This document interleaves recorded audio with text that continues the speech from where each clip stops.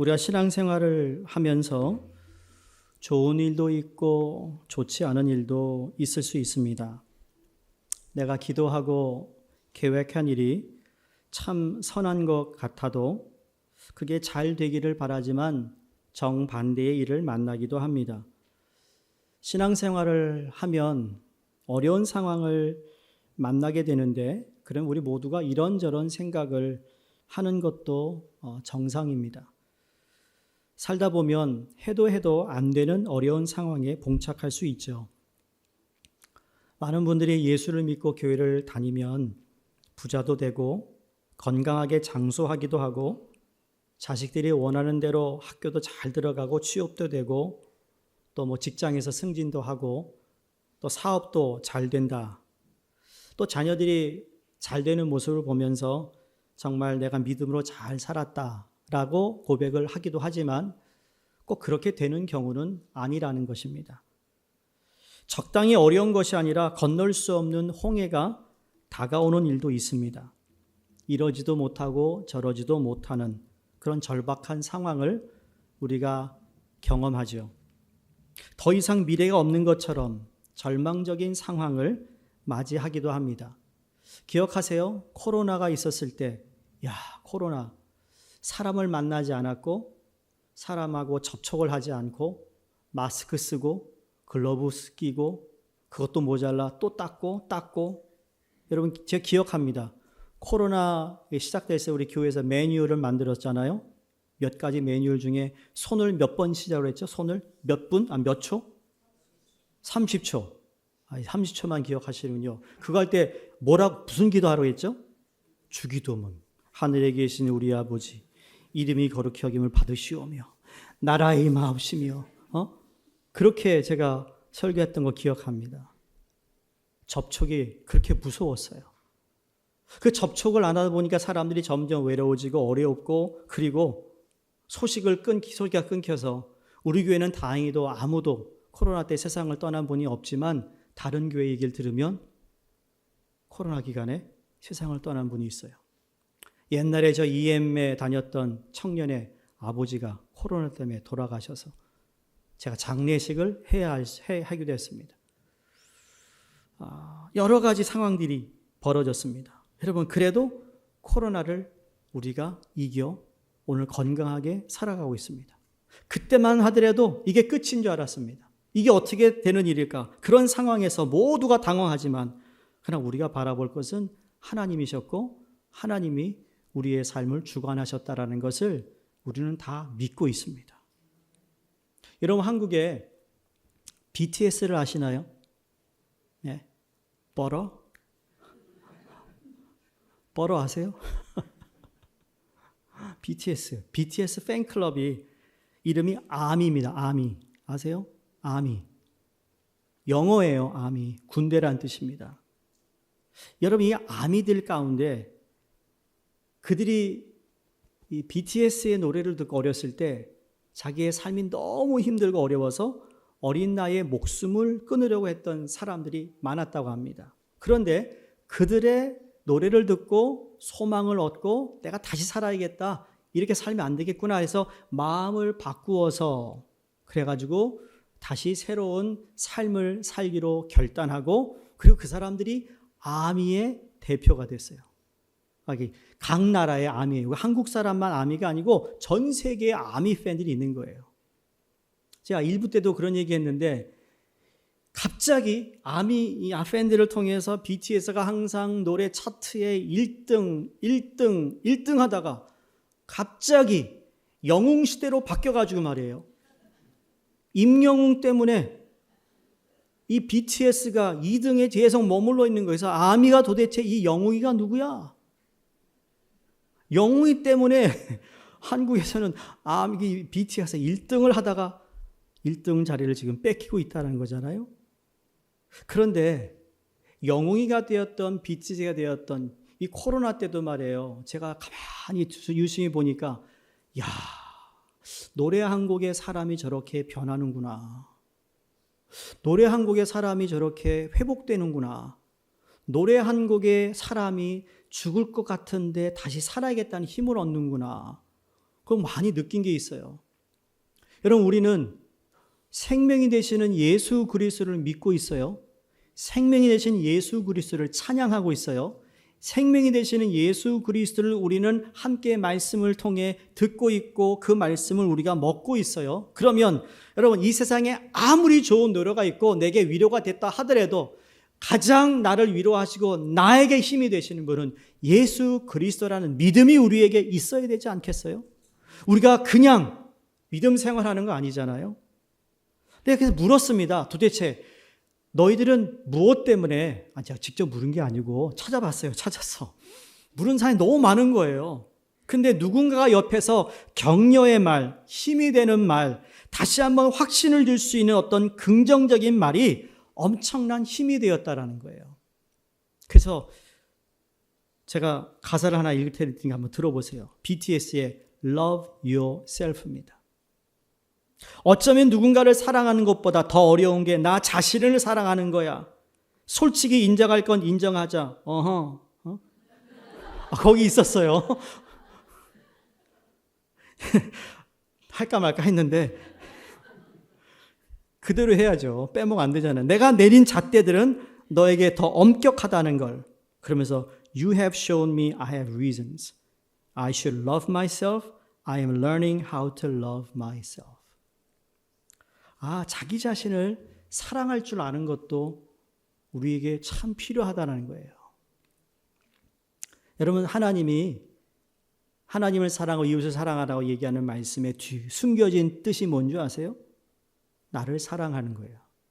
그런데 하나님과 이웃을 사랑하는 걸 빼고 나를 사랑한다면 이기주의가 되는 건데, 성경은 하나님을 사랑하고 이웃을 사랑하는 그 사람이라면 자기 자신도 사랑할 줄 아는 사람이라는 거예요. 근데 나를 사랑할 줄 모르기 때문에 남에게 함부로 해요. 나를 사랑하지 않으니까 함부로 대해요. 이게 균형을 잃은 거거든요. 그래서 과거에 여러분이 사랑을 받지 못했다면 사랑받기 위해 하나님을 찾는 것이고 하나님의 사랑으로만 우리는 회복될 수 있어요. 그 다음에 우리 주위의 사람들이 사랑하고 품어주고 이해해주는 사람이 있으면 더 우리는 건강한 사람으로 살 수 있다라는 겁니다. 이렇게 love yourself. 그러니까 신앙생활 하면 말이죠. 우리가 그냥 나 혼자 있는 것 같지만 그렇지 않습니다. 우리는 이런 질문을 가끔 해야 합니다. 왜 내가 믿음으로 사는데 이런 좋지 않은 일이 일어나는 걸까? 왜 이런 일이 벌어질까?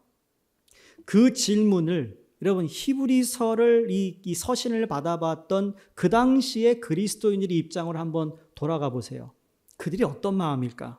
당시 예수님을 믿고 살았던 히브리서를 받아보았던 그리스도인들에게 여러분 이 말씀은 엄청난 큰 힘이 되었을 거라고 생각합니다.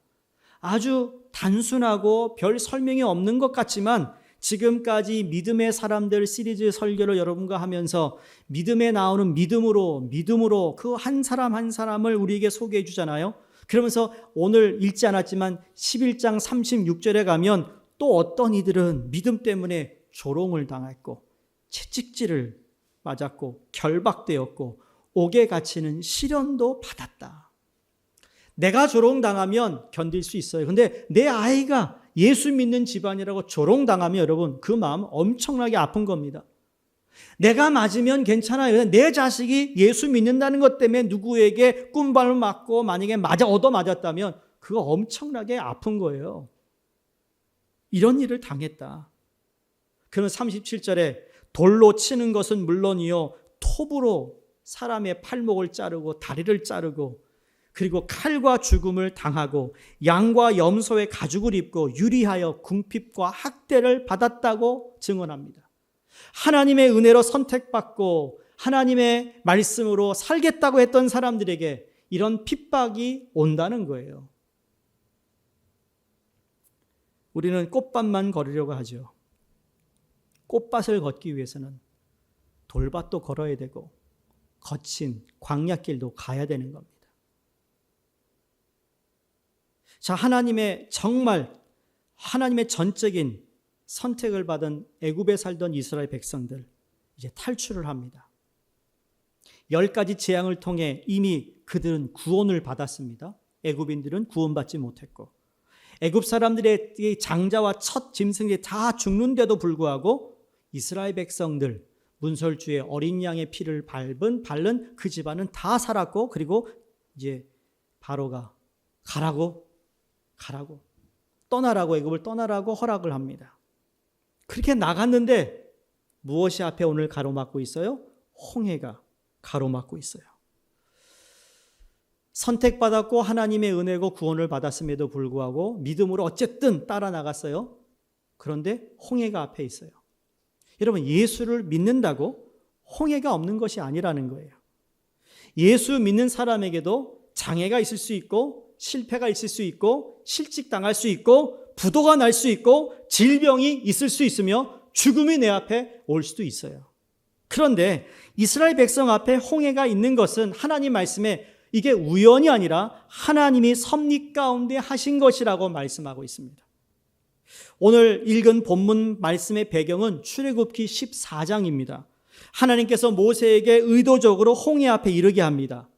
여러분, 쉽고 편한 길이 있었을까 없었을까요? 있었어요. 그러나 하나님은 그 길을 택하지 않았습니다.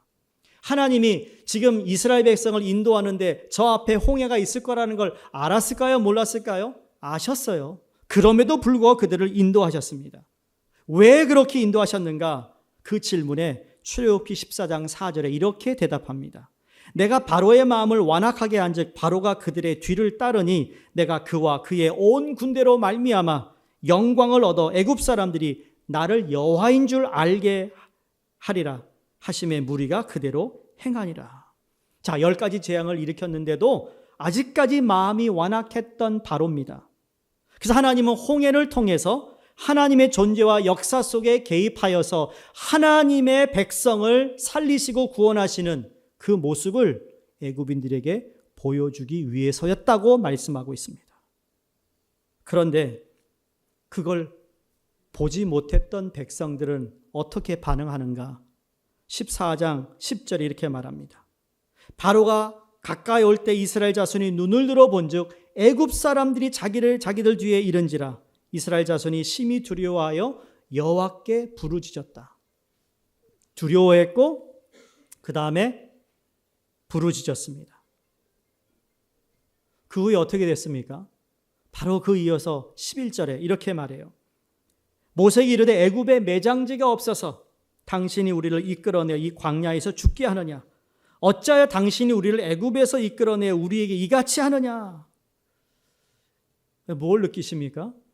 분명히 하나님이 섭리 가운데 인도하시고 그들이 10가지 재앙을 내리시는 것을 보았고 그럼에도 불구하고 정말 어려움 가운데 하나님이 그들을 애굽에서 출애굽하게 하셨던 것을 경험했던 자들이 홍해를 앞에 보고는 야, 애굽에서 우리가 죽을 데가 없어서 광야에서 우리를 죽이려고 했느냐? 라고 불평, 불만을 쏟아놓고 있습니다.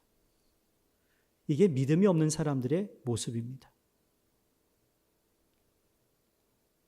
이 오해가 여러분 단지 이스라엘 백성들에게만 있나요? 저 여러분에게 이런 오해, 이런 오해를 한 적이 한두 번이 아니었을 거라 생각합니다. 우리가 절박한 상황을 만나면 하나님을 보지 않고 그 상황에 그 원인 제공했던 사람을 자꾸 보려고 합니다. 남편이 그렇게 하는 것처럼 보이고요. 아내가 그렇게 하는 것처럼 보이고요. 교회가 그렇게 하는 것처럼 보이고요. 목사가 그렇게 하는 것처럼 보일 때가 있다라는 거죠. 우리 인생은 결국 모든 것을 하나님이 하시고 있는 데 있음에도 불구하고 그 섭리 가운데 계신 하나님을 보지 못하고 단지 그 사건, 일어나고 있는 일들만 보고 있다라는 거죠. 사랑하는 성도님들, 믿음의 눈으로 하나님을 보시기를 주의 이름으로 축원합니다. 만약에 믿음의 눈으로 하나님을 보지 못하면 당신이 우리를 이끌어내 이 광야에서 죽게 하려고 하느냐라는 원망과 불평이 나온다는 겁니다. 이런 원망과 불평을 했던 사람들은 여러분 가나안 땅에 들어가지 못했다고 성경은 우리에게 정확하게 말하고 있습니다. 믿음의 눈으로 하나님을 보지 못하니까 하나님의 약속이 보이지 않고 원망과 불평거리만 크게 보이게 되더라는 겁니다. 홍해를 만났을 때 이런 믿음의 눈으로 보는 사람은 그걸 어떤 돌로 볼까요? 디딤돌로 봅니다. 그런데 불신의 눈으로 보면 그게 거침돌이 되어 불평과 원망을 하게 되는 것이라는 거죠. 우리의 삶은 어떤가요? 우리가 살아가는 이민 생활, 여러분의 가정의 생활, 생업에서의 생활, 사람들과 관계의 생활, 모든 것들을 보면 나는 이 지금 일어나는 일을 믿음으로 보느냐 아니면 그냥 육적으로 보고 있느냐. 제가 늘 그러잖아요. 신앙은 해석을 잘해야 된다고 그랬어요. 해석을 잘못하면 이상하게 나가요. 이단이 왜 이단인 줄 아세요? 같은 하나님 말씀을 가지고 이상하게 해석하니까 이단이 돼요. 우리 신앙생활에 우리 여러분이 이단은 아니더라도 내게 주어진 하나님 말씀 그것이 그냥 한 절 빼가지고 그냥 그렇게 해석하는 게 아니라 그 전과 그 후에 어떤 내용에 어떤 배경에서 이 구절이 기록되는가를 알아야 전체 그림을 보게 되거든요.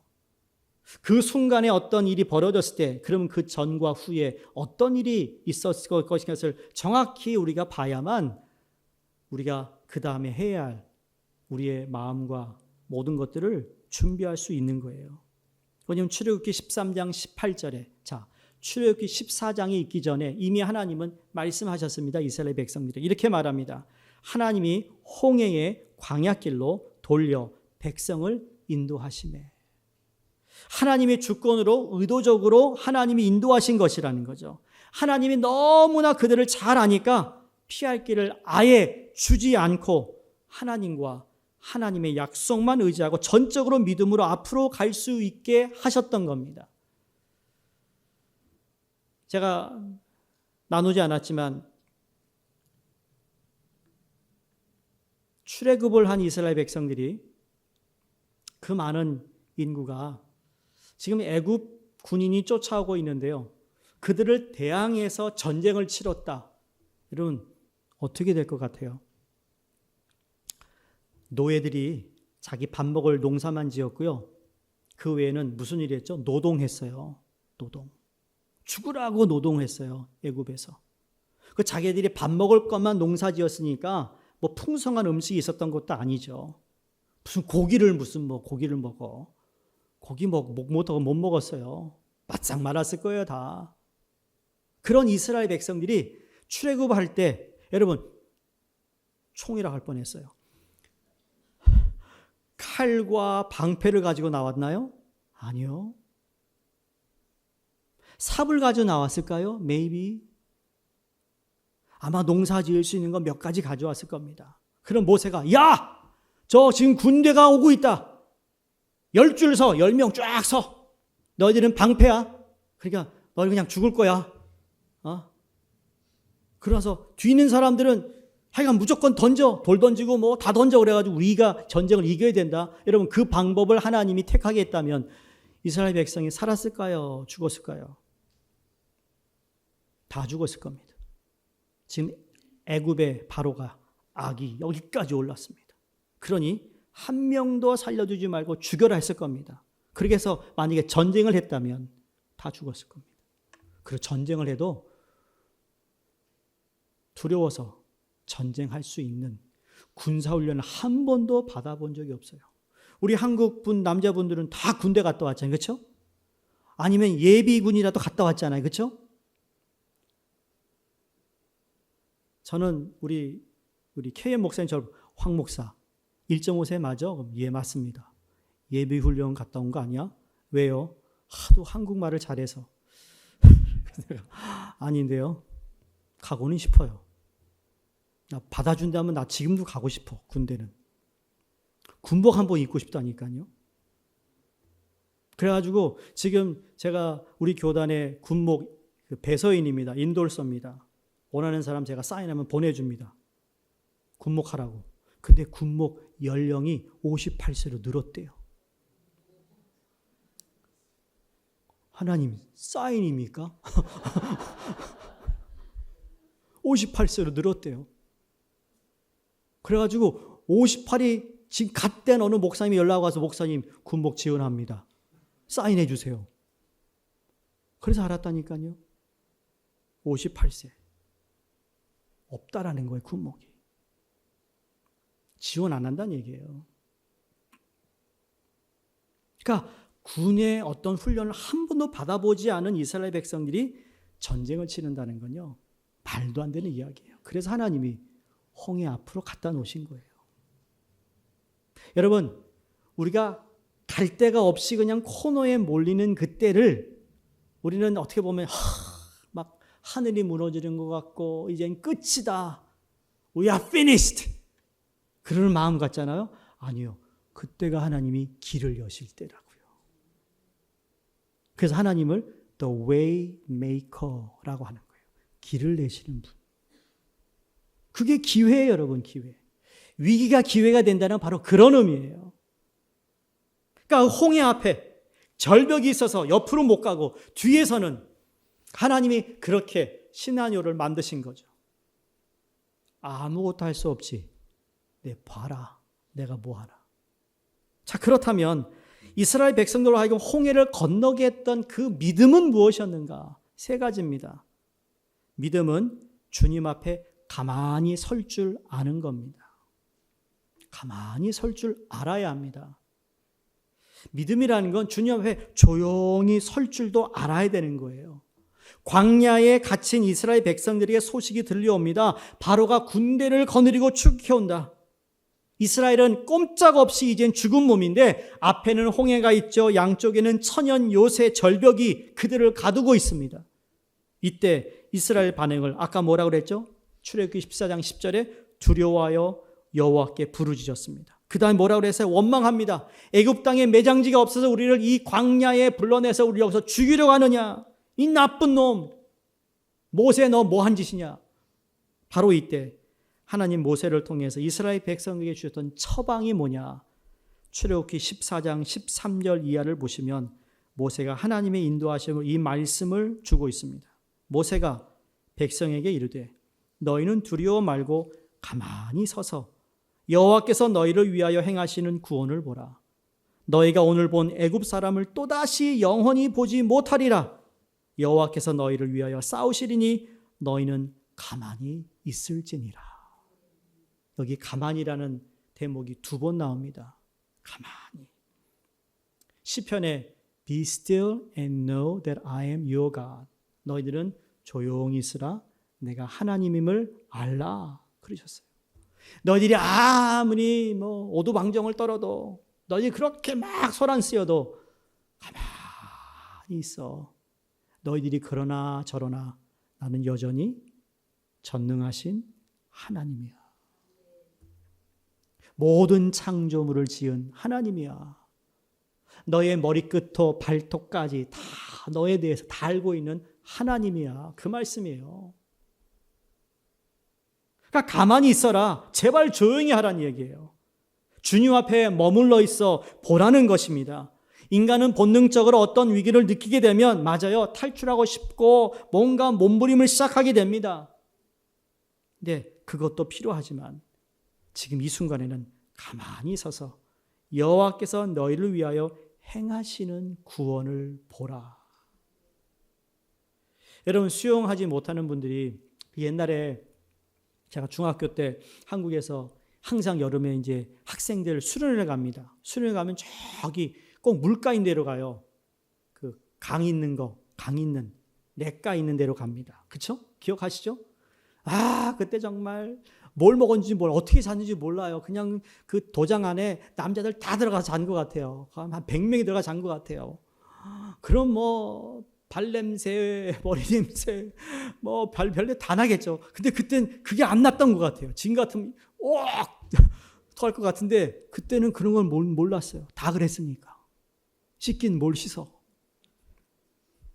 무슨 양치질. 언제 양치질하고 예배 들어가냐 아침에. 못 들어가요. 겁나거든요. 그럼 빨리 가야 돼. 그러면 그때는 한숨 더 자려고 끝까지 버티잖아요. 근데 그런 재미있는 수영에 가면 물가 가가지고 꼭 수영을 못하는 애들이 꼭 그렇게 그럼 물에 빠져요. 하는 척하고 개 수영하잖아요. 다리는 여기다 땅에 짚고 한다고. 그런 애들이 그러다가 물에 빠지는 경우가 항상 있어서 항상. 꼭 한 명, 두 명 있었어요. 여자는 안 빠져. 꼭 남자들이 빠져요. 그때 빠지면 제가 기억해요. 그때 선생이요. 대학교 선생, 대학교 학생인데 우리 이제 중학교를 가리키는 선생님이죠. 그러면 수영 잘하는, 그러면 그 오빠는 정말 오빠 되는 거예요. 모든 여학생들에게 오빠 딱 받고 들어가서 수영해서 그 당시 수영을 잘하는 건 흔하지 않았거든요. 그럼 걔를 다 건집니다. 근데 건질 때 항상 하는 얘기가 있습니다. 학생한테 머리 탁 때리면서 힘 빼. 힘 빼 임마. 그러면 이제 살려달라고 그러는데 힘 빼라고 막 때립니다. 말 안 되면 더 때립니다. 왜? 기절시켜야 돼. 힘을 빼야 수영에 빠진 사람 구출하는데 쉽거든요. 이거 안 하면 구하러 간 사람까지 생명의 위협이 있으니까. 무슨 말인지 아세요? 그게 그 말이에요. 구출하러 간 사람이 살리려면 그 사람이 힘 빼야 되는 거예요. 마찬가지로 우리가 하나님 앞에서 힘을 빼고 주님 마음 문을 열어. 주님이 필요합니다. 주님 나와 함께 하셔야 합니다. 하나님이 나를 지키시고 인도하시고 지금까지 하신 행한 일들을 내가 믿습니다. 앞으로 하나님 하실 일을 내가 보기 원합니다. 이런 기도에 가만히 있으라는 거죠. 이게 믿음의 사람이에요. 두 번째, 근데 단순히 그냥 기다리는 것이 끝나는 게 아닙니다. 그 다음이 뭐냐면 하나님의 음성을 기다리는 것입니다. 홍해를 건너기 전에 배워야 할 것이 뭐냐면 가만히 있는 것, 그냥 우리의 입을 다무는 것이지만 그렇게 끝나지 않습니다. 왜냐하면 조용하라 하신 얘기는 하나님의 음성을 듣기 위함입니다. 조용한 것을 우리가 찾잖아요. 우리가 큐티를 하거나 기도할 때 여러분 조용한 곳 찾습니다. 제가 가끔 뭐 이렇게 설교를 준비하거나 이렇게 주중에 제 사무실 있다가 가끔 제가 제 방을 나오고 여기 가끔 앉아서 기도하고 그럴 때가 있어요. 그렇다고 무슨 뭐 장시간 기도하는 것도 아니지만 그때 생각나는 것 하나님께 나와 그냥 하나님 부릅니다. 하나님께서 주시는 마음들이 있죠. 그 마음을 기다리는 거예요. 하나님 내가 오늘 무슨 음성을 어떤 말씀을 주실까. 여러분 조용할 때 잠잠할 때 하나님 음성을 더 명확하게 들을 수 있기 때문입니다. 우리가 너무 많은 말을 해서 하나님 우리에게 말하실 수 있지만 하지 않으십니다. 우리 말을 듣고 계시지만 하나님은 지켜보고 계시지만 하나님 그러세요. 야 잠시 너 하던 일을 중단하는 거 좀 배울래? 야 네가 지금 하던 말을 좀 중단하고 좀 내가 너에게 하고 싶은 말이 있는데 좀 들어볼래? 그 말씀을 하고 있는 거예요. 내가 하나님을 믿는다. 무엇을 말하면 믿는 거죠? 그건 하나님 안에 궁극적인 해답이 있다는 걸 믿는 거예요. 내가 하나님을 믿는다는 건 하나님 안에 소망이 있다는 걸 믿는 겁니다. 아멘입니까? 내가 하나님 믿는다는 건 하나님 안에 구원이 있다는 걸 믿는 거예요. 문제가 풀리지 않아도 하나님 안에서는 하나님께서 하나님 방법으로 그 문제를 푸실 수 있는 분이라는 것을 믿는다는 거죠. 그분에게 내 시간을 드리는 거예요. 그걸 지금 훈련시키고 있어요. 그 전에 한 번도 한 적이 없어요. 하나님께 시간을 드리고 그리고 하나님께서 우리에게 말씀하실 수 있도록 우리 자신을 하나님께 내어드리는 우리가 되기를 바랍니다. 마지막으로 믿음이라는 건 순종으로 앞으로 나아가는 것입니다.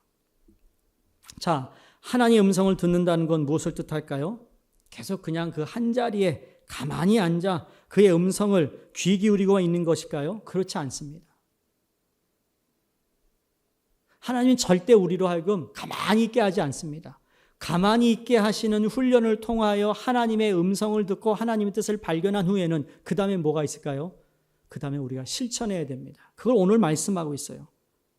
여러분이 하나님의 음성을 들었고 그리고 이제 그분의 지시를 따라야 되는데 출애굽기 14장 15절 이렇게 말씀합니다. 여호와께서 모세에게 이르시되 너는 어찌하여 내게 부르짖느냐? 이스라엘 자손에게 명령하여 앞으로 나아가게 하고.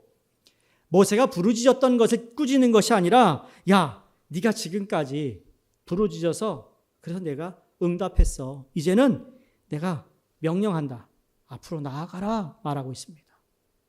계속 홍해 앞에 가지고 주여 무엇입니까? 주여 뜻을 보여주시옵소서. 근데 하나님이 내가 이미 얘기했어. 너 홍해 길로 가야 돼. 홍해를 건너야 돼. 다른 길은 없어. 그러니 이제 나아가라 라고 말씀하고 있어요. 다시 말해 기도 한참을 하고 있는데 하나님이 야 이제 기도 그만해. 중단해. 방금 읽은 말씀이 그 장면이랄까요? 모세야 너 어찌하여 계속 부르짖기만 하느냐? 내가 들었어. 이제 내가 들었으니까 내가 말한다. 내 말한 대로 이제 네 백성을 데리고 홍해 앞으로 나아가라. 여러분 그 음성을 들었을 때 홍해가 뭐가 이렇게 열리려고 하는 이게 뭔가 사인이 없었어요. 우리 그 인디아나 존스 같은 영화 보면 말이에요. 보물을 찾는데 이게 이 열쇠가 맞아서 뚝 넣는데 말이에요. 이게 안 움직이네. 그래가지고 화가 나가지고 꿍 쳤더니 움직이기 시작해요. 그런 사인이 있었으면 믿죠. 근데 그런 사인도 없었어요. 그런데 그 홍해에다가 발을 내딛는 거예요. 이게 믿음이었다. 홍해바다가 갈라진 다음에 앞으로 나아간 것이 아니라 홍해바다는 아직 출렁이는데 앞으로 나아가라고 말씀하신 이 말씀을 믿었다. 여러분 이 믿음 우리도 갖기를 원합니다. 제자들이 배를 타고 가는데 저기서 유령 귀신 같은 물체가 이렇게 보이더니 누가 제일 먼저 반응해요? 늘 급한 사람 베드로가 귀신이야? 뭐야? 예수님이에요. 예수님 나로 하여금 물 위로 오게 하세요. 그랬더니 예수님이 와, 물 위를 걸었던 최초의 인간이 누구예요? 베드로. 그 기분이 어땠을까? 보세요. 나로 하여금 물 위로 걷게 하세요. 그랬더니 와, 그랬더니 갔어요. 근데 어떻게 됐죠? 예수를 보고 갔으면 끝까지 예수님 손잡고 다시 예수님 손잡고 물 위를 걸어 배로 돌아왔을 텐데. 이거 제가 얘기하는 거예요. 그런데 어떻게 해요? 주위를 보니까 물에 가라앉게 됐어요. 여러분 믿음이 있을 때는 가요 물 위를 걷는데 믿음이 사라지면 금방 물에 빠지더라는 거예요. 여러분 앞에 홍해 같은 게 지금 막고 있어요. 믿음으로 내딛으면 하나님은 홍해에서도 길을 만드시는 분임을 믿으시기 바랍니다. 그게 믿음입니다. 그래서 믿음은 바라는 것들의 실상이요 보지 못하는 것들의 증거라 했습니다. 하나님은 믿음으로 앞으로 나아가라고 오늘도 말씀하고 있습니다. 출애굽기 14장 16절 이어서 마지막이 뭐냐면 이제 모세가 자기가 들고 있던 지팡이를 저 바다 위로 내밉니다. 바다 위로 내밀어요. 마치 내던지듯. 모세 영화 보면 모세가 저 산 위에서 지팡이를 저쪽으로 향합니다. 무슨 뜻이죠? 모세가 앞으로 전진하면서 내밀었던 손은 그 손이야말로 믿음의 손이었습니다. 성도님들, 우리는 사도 바울이 얘기한 것처럼 우리의 달려갈 길을 다 마치기 위해서는, 그렇죠? 표대를 향하여 달려야 된다고 그랬습니다. 우리는 다 그 표대를 향해 달려야 합니다. 그 방향이 같아야 된다는 겁니다. 같은 말하고 같은 생각하고 같은 뜻을 가져야만 되는 것인데 그 손을 여러분 우리는 믿음뿐만 아니라 순종으로 그 믿음이 행해지는 우리의 삶이 되어야 될 줄로 믿습니다. 내가 홍해 앞에 있다고 느끼는 분 계세요? 아니면 광야에 갇힌 바 되어 이제 내 인생은 나갈 길이 없다고 느끼는 분 계세요? 아니면 내 인생에 내 미래는 없는 그런 답답함과 절망함으로 주저앉고 계신 분 계세요? 그렇다면 먼저 주님 앞으로 나오세요. 그분 앞에 조용히 시간을 내어 머물러 보세요. 십자가 그 그늘 아래 우리가 나올 수만 있다면, 여러분, 말로 할 수 없는 내면의 깊은 흐느낌 속에 내 고통과 아픔을 그분 앞에 내려놓을 수 있다면, 그 아픔과 고통을 위로하고 회복해 줄 수 있는 분은 예수 그리스도의 십자가 외에는 없다는 것을 믿는다면 우리는 그분 앞에 지금이라도 나와야 합니다. 그분의 음성에 귀를 기울여야 합니다. 그분의 음성이 들려오거든 내 앞에 있는 홍해 바다가 아무리 깊고 넓은 불가능의 강처럼 보인다 할지라도 그분의 인도하심에 따라 일어나셔서 믿음의 한 걸음을, 순종의 한 걸음을 내딛는 우리 모두가 되기를 주의 이름으로 축원합니다.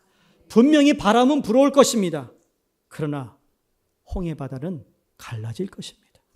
마침내 이 홍해 바다에 길이 난 것을 발견할 때 예수님께서 나는 길이요 진리요 생명을 하신 그 말씀이 내가 큰 힘이 되고 능력이 되어 나를 위해 죽으시고 부활하신 그분이 내 인생을 인도하고 계심을 보게 될 줄로 믿습니다. 홍해를 건널 수 있었던 믿음, 바로 이 믿음이 저 여러분의 믿음이 될 수 있기를 다시 한번 주의 이름으로 축복합니다. 기도하겠습니다.